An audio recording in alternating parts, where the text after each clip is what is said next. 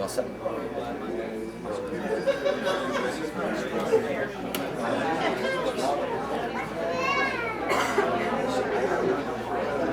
All right, give me a thumbs up. I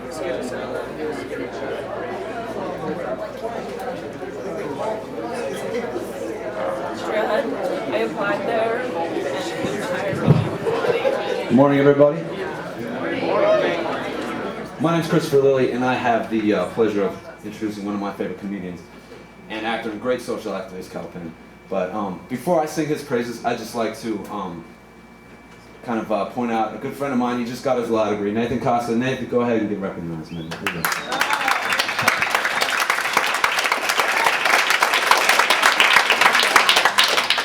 I'd also like to personally thank Nathan for providing me with this form-fitting male bust enhancing extra large. Thanks for that.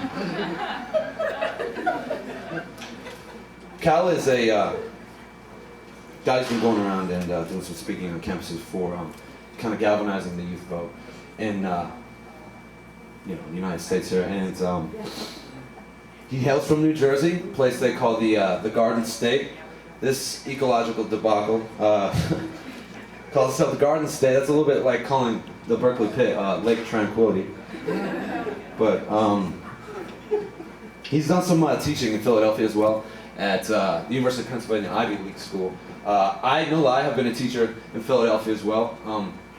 Thank you personally to Javon Kirkland, for my 6th grader, for stealing my car so many times. Appreciated that. No, it's great. I'm nearly 25 years old, high school, college degree, unemployed, living with the parents. And give it up for me real quick, thank you. No.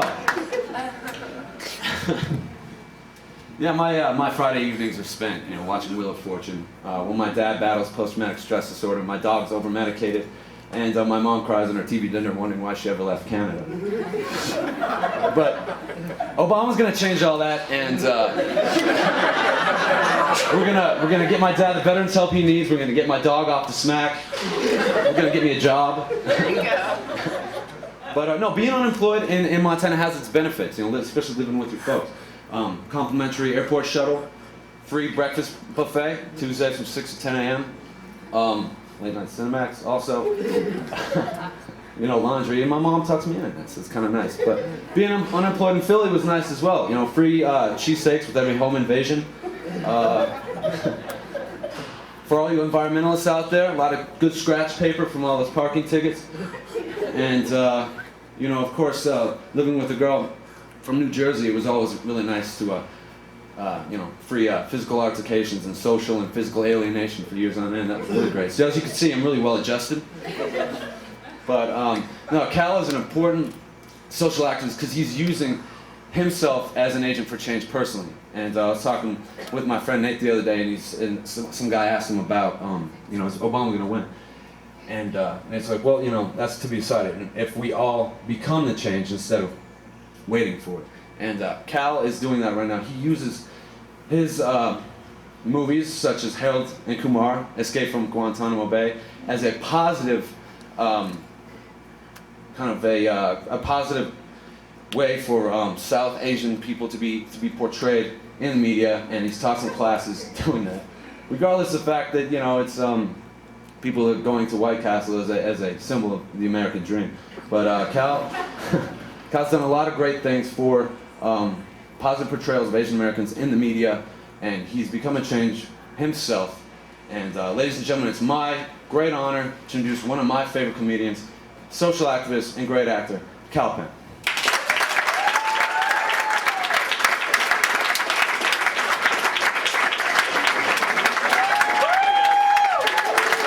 How are you?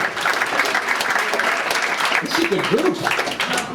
Very nice. What brings you here? Food. Free food is never a bad excuse. Well, thanks for having me. This is pretty incredible. I always like starting out by saying that I've never done anything remotely like this because I just never felt like there was a need to get involved in politics. I was actually a registered independent for a very long time. I still technically am, because I've probably admittedly voted for as many Republicans as Democrats as third-party candidates in the course of my life. It really kind of depended on the issue, not really depended on the person, not just the platform.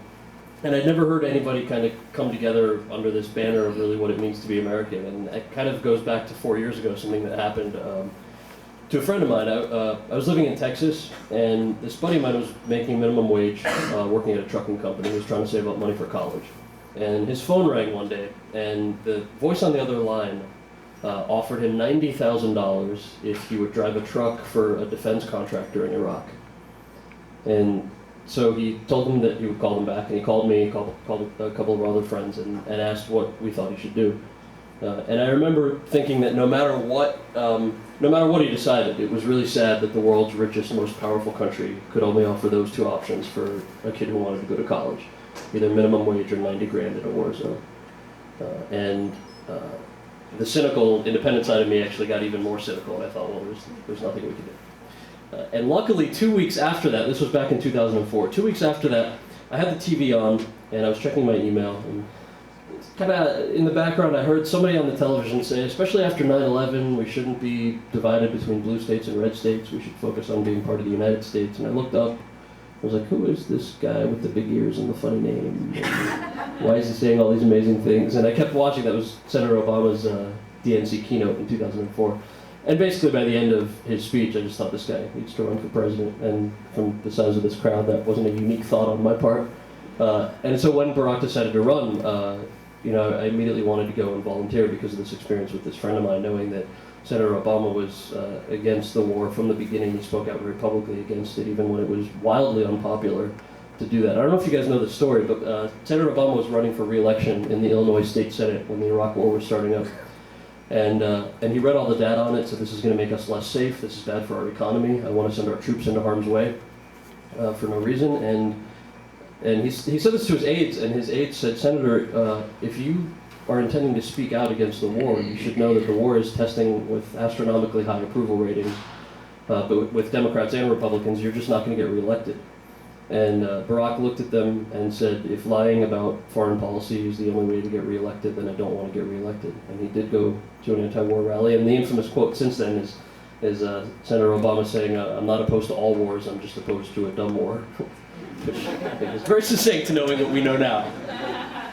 So for all of these reasons, that combined with the friends who don't have health care, and the list obviously goes on and on. There are other reasons why I'm sure you guys are here, your own personal experience with this stuff. So I decided to sign up to volunteer. So pretty much the same thing that I know you guys all did on the way in or before.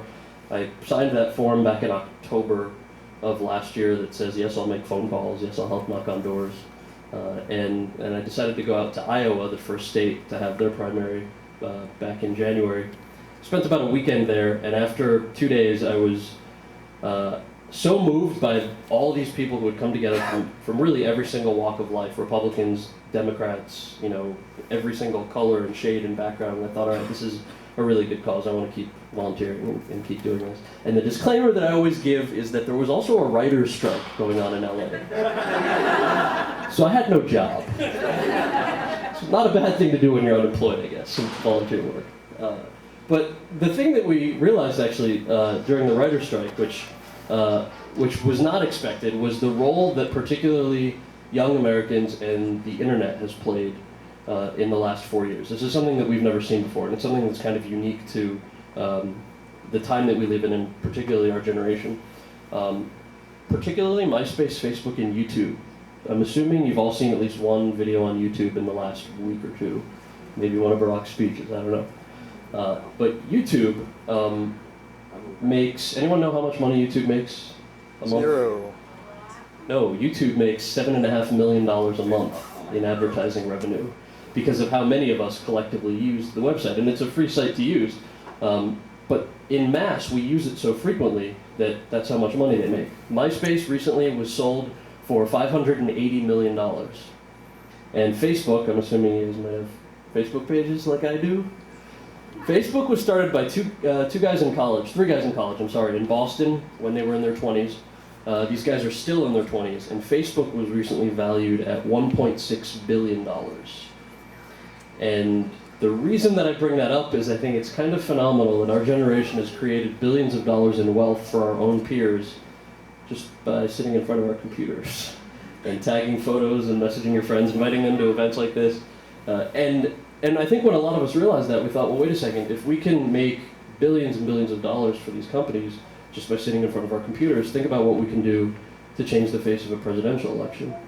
Not just one presidential election, but really the way that politics operate in this country. It's a very simple act to go and volunteer, even if you've only got an hour to spend making phone calls or reaching out to folks. And so that was something that was really moving, and it's something that you saw evidence of in the first state that had their voice heard, in Iowa, where the youth vote increased by 135% above what it was in 2004 this year. And that's something that you guys have done. Our peers basically have done in Iowa. And so I think it's great that Montana is going to be the last state to vote. And it's exactly the same power. We need you just as much, if not more. We need to make sure that every voice is heard, that every time you're going out there and knocking on doors, you're reaching out to folks and including them. Because I know that I never felt like I was included before. I know that a lot of you probably feel the same way. And I hope that you'll do it to continue to prove these cynics wrong who thought that, well, we're never going to organize the vote. We don't care about our friends enough. They thought we don't care about our buddies who are over in Iraq. They don't think we don't care about how to take care of our parents as they get older. And it's been incredibly moving to see this huge chorus of voices rise up and say, yes, we can do this. Yes, we do care. And I hope, if nothing else, that you'll do it for friends like mine, and I know like yours. My buddy who was in Texas, in that minimum wage job, he turned down that job in Iraq for the defense contractor, and he's still making minimum wage, and he's still not been able to afford a college education. And I would love to see all of that change for him, and I think that opportunity now lies with us. I'll leave you with a really quick story, because this office kind of reminds me of it. I like to tell this story anyway. Do we have time for that? Is that okay? All right. There was this guy who came into Senator Obama's office in Des Moines back in December when we were all volunteering. And it was probably about 100 people in the office. We were phone banking, which if you haven't done, I want you to do. Making phone calls, knocking on doors, getting together packets to bring to people's homes. This guy walks in, he had a cowboy hat and cowboy boots on. He was about 70 years old. His name was Mr. Lamb. And he was introduced as one of the former heads of the Iowa Farmers Union. And he said, put down the phones, put your computers away, I need you to know something. He said, as long as he can remember, politicians have descended on the state of Iowa every 4 years, because Iowa has historically been the first state to have their voice heard. And these politicians come every 4 years, and the politicians make promises to family farmers, the politicians make promises to high school and college students, they make promises to veterans, and these politicians do their campaigning, and then the election takes place, the politicians leave, another 4 years go by, and a new set of politicians comes to Iowa. He said, before you go back to work, I want you to look up the definition of the word politician. And then look up the definition of the word statesman. Because this is the first time in my life, he said, that I've had the chance to know a true statesman. And the room was totally silent. We all had tears in our eyes. And he turned around and he tipped his hat and he walked out. And we did look up those two definitions. And I like telling that story because I would love for you guys to do the same thing. Whether you're talking to a friend who isn't sure why it's important to vote, whether you're talking to a cousin or a friend who might have siblings over in Iraq, look up those two definitions, because I think it's a really moving thing to see that we finally have the opportunity to elect a real statesman to be president of the United States, and that's a power that we directly have. So thank you so much for your time. I know we're going to go out and canvass, right? Yeah. Okay. Thank you.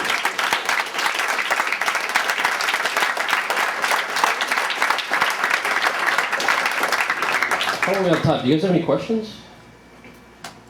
How are you doing, man? I'm doing well. How are you doing? Not too bad. Yeah? It's beautiful here, by the way. I just have to say that.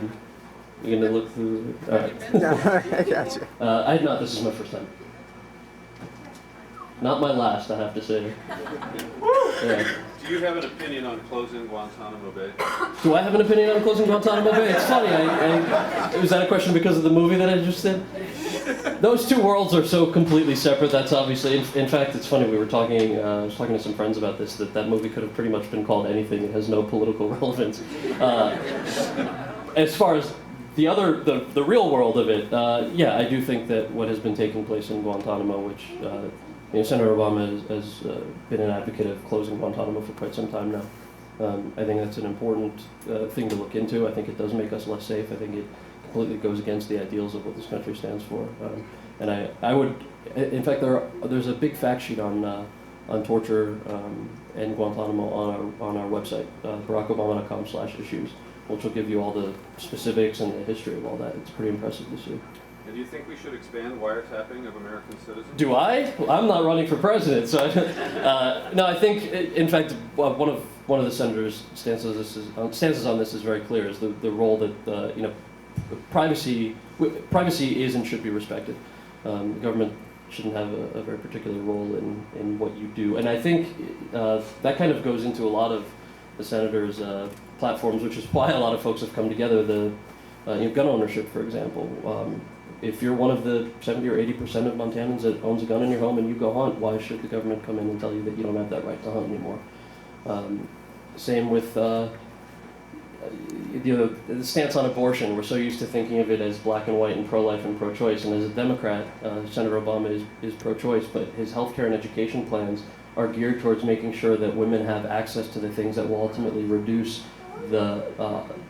their situation becoming that in which they're having abortions, which is really ultimately nobody is for abortion. And all these studies that have shown that the more access you have to education and healthcare, the less likely you are to have an abortion. So things aren't as black and white, which is one of the things I think that a lot of us like about them. Yes, sir. Do you get recognized at the door when you canvass? Do I get recognized at the door when I canvass? It depends on where. Sometimes yes, sometimes no. Yeah.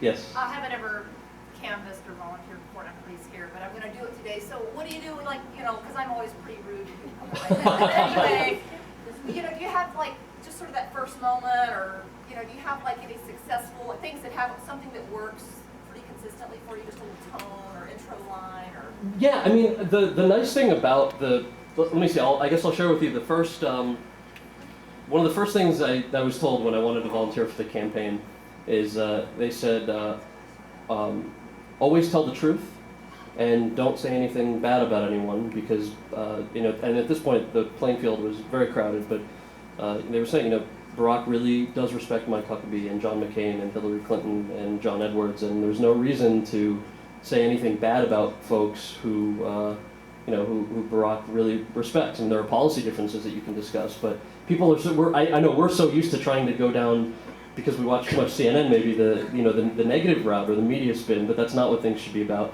And same thing with always tell the truth. You're not expected to know every answer to every question, but refer them to the website. You've got some great staffers who have been around since Nevada and Iowa and some of the earlier states, so take advantage of the fact that they're here. And ultimately, it's kind of neat that whether folks agree with him politically or not, everyone kind of has this respect for Senator Obama. So I'm sure you'll come across folks who may not know if they're voting, may not necessarily know if they're voting for him, may not want to vote for him, but it's great to be able to have conversations and make sure they have the information so that they can make their own decisions.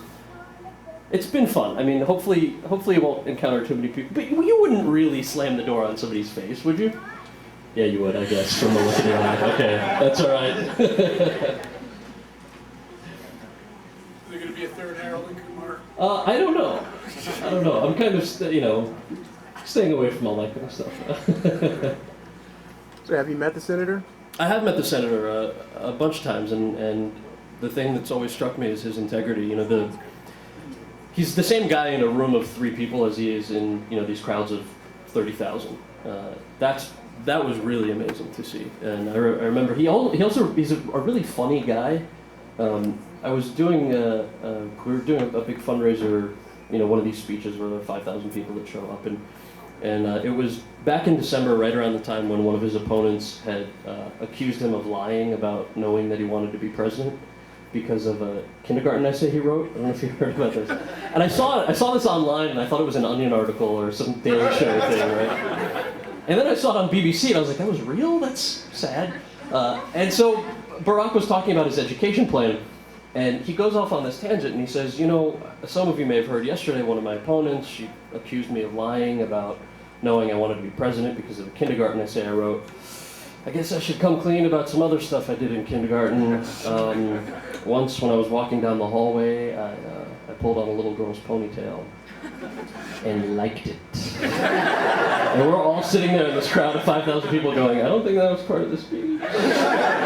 Is he supposed to say that? And then you realize the reason that he said something like that was the media would have loved nothing more than to continue talking about things that don't matter, which is, really a kindergarten essay he wrote. That's going to be an article that I have to read. And Barack didn't want that distraction. He really wanted to talk about the issues, like the fact that we have friends in Iraq and our friends can't afford a college education. So what better way to be able to talk about the issues than just deflate the distraction with a simple joke? And I have a lot of respect for that integrity. So every time I meet him, there's always an added dimension of that integrity that I love. How are we on time? Where's Pat? Pat! How are we on time? We are about to have to wrap it up. Are we? Yeah. Okay. One or two more questions? I just didn't want to talk overtime. Sorry. Yes? How many states have you been to as part of this campaign? And also, are you doing this all as a volunteer, or are you also on staff? No, I'm a volunteer. So this is all voluntary. I think this is my 15th state? 14th or 15th? Well, thank you. I think the applause is here. The reason that this momentum has kept going is because of folks like you. How many of you have volunteered for a campaign before, a political campaign? And how many of you have not? So more of you have not than have. And I think that's indicative of a lot, is that there are folks who maybe are lifelong Democrats, and there are folks who maybe have no party affiliation like me or have never felt the need to do anything like this before. That's what's kept this going. That's why that's why we have 10 offices here in Montana, and that's why the momentum keeps increasing, and that's why we do need you to get your friends and to go vote and reach out and help knock on doors. We need a lot of help volunteering. This election is far from over. If Barack is fortunate enough to get the nomination, then it's going to certainly be a good fight against a very formidable opponent, John McCain, and we would really need your support in the momentum that moves forward between now and November. So I want to thank you guys for being here. I think we'll enjoy the canvassing. Hopefully you won't encounter too many folks who you'll have a problem with. I don't think you will. People seem to be pretty friendly. But thank you guys again so much for doing this, and it means a lot, and on behalf of the Senator, thank you so much. We were walking in, the echo from our conversation, I couldn't hear it. Whatever you said. Yeah, I didn't want the wrath of Kal Penn. Oh, there's no wrath. But it would be like all the stuff, right? Like teaching at Penn, Yeah. doing stuff in Philly, and then whatever. You got it. Got it all. Yeah, it was not too nice. Yeah, you too. Hang around for a second. I'm on the list, but I want to make sure this thing's still going. No problem. All right, I got to just all that stuff. So I was wondering for you to hear like that. It's very important to me. Get that shot of him on the right hand. I think everyone here has a personal story about why they're volunteering. They're making a number of calls for us, which is also a huge help. For me, it was friends who don't have healthcare, buddies who, like they're saying today, had to make a choice between minimum wage or $90,000 in war zone. Those are it seems like there are increasingly limited choices that our friends have to deal with. All the jobs are going off, most because of math, government trying to put in your homes, just things that we have not had to deal with before in the last 8 years. Or maybe even the last 20 years of 2 families in the White House. So I feel like 4 years or 8 years from now, it's just going to be too late. I had to grow up with all of this. I think that's an answer you'll probably hear from everyone else, but it's not here. I mean, you didn't get off of the whole politics, trying to stay fairly fair to both sides. Yeah, it as you should. seems like here in Montana, we can get a lot of the Democratic side. You've got Barack Obama on the fighting time, Bill Clinton here, Mark Buchanan, we've got Hillary Clinton. And I was wondering, why, maybe your opinion, why do you think Montana seems like a strong island? A number of reasons, and I have to say, coming from a small state myself, I think it's great that a state like Montana historically has not had such a huge say in the primary. Just like me growing up in New Jersey, it's never such a huge state. I think it's a number of reasons. The natural beauty of the environment is huge. I want to make sure that it's protected for us our rights and liberties are Second Amendment support for hunters and one of the families, 80% of the families in Montana that own $2,000, you can go hunt or shot or do that. And unfortunately, especially with the Patriot Act, there's this increasing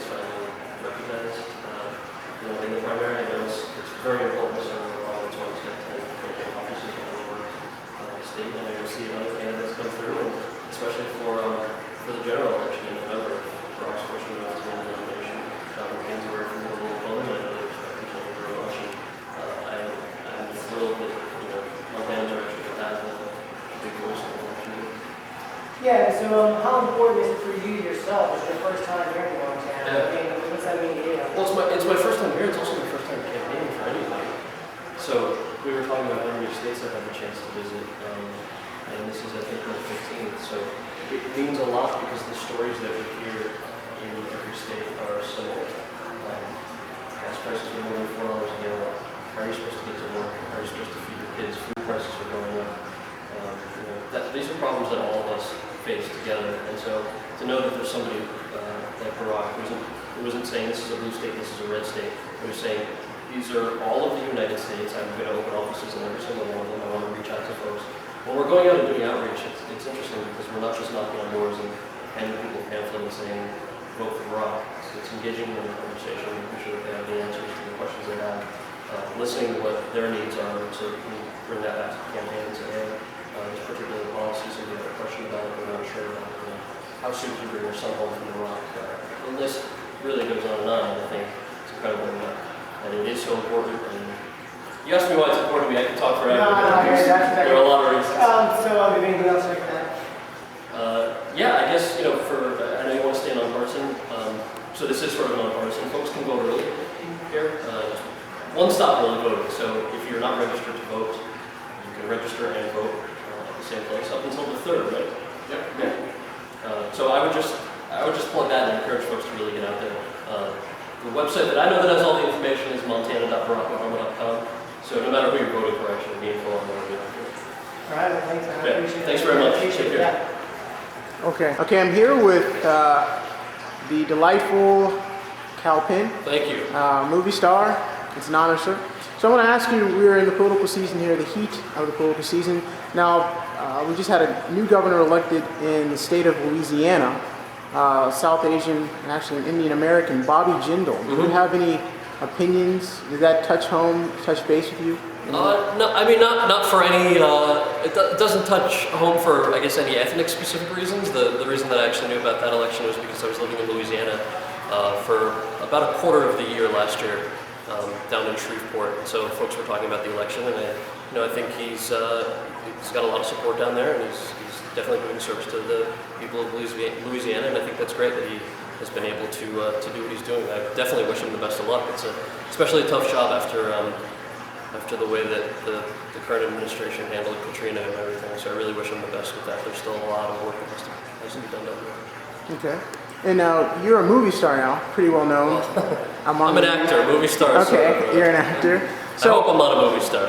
your bio says that you were a teacher Yes, at sir. the University of Pennsylvania, an Ivy League school of all Right. places. So what did you teach, and how long were you there? How did you get involved with that? I'm still there. I'm there this semester. It's a class on cinema, Asian American studies, and sociology. So aside from the acting thing, I do a lot of guest lecturing and some research on the side. So this was a class that came together because of that. Okay. I want to welcome you to Missoula. Thank you, sir. If you get hungry, I think I have a pretty good restaurant in mind. Let me see. McDonald's is really good. I'm not a big fast food guy. Let me see. Something organic. Well, they have a few. Do they have a few organic places around here? They do. They have a good food store, but we do have to. All right. Well, I want a quick shot with the guy. Can you get this? Real quick. Yeah, real quick. Real quick. Okay. Is it recording?